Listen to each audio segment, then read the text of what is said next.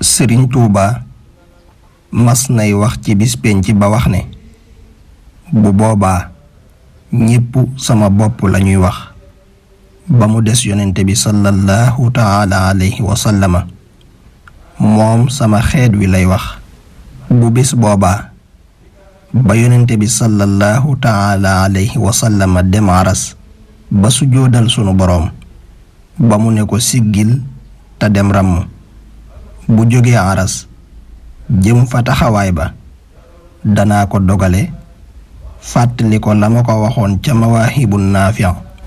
antal karimu anal xadiimu dëhran udiimu fiika thanaa'i. bu boobaa dana ma yeesalal ràmm ma mu ma mayoon ca àdduna doora dem toog ca kër ga bàyyi ma fa. sëriñ Masamba radiyallahu taala anhu nee na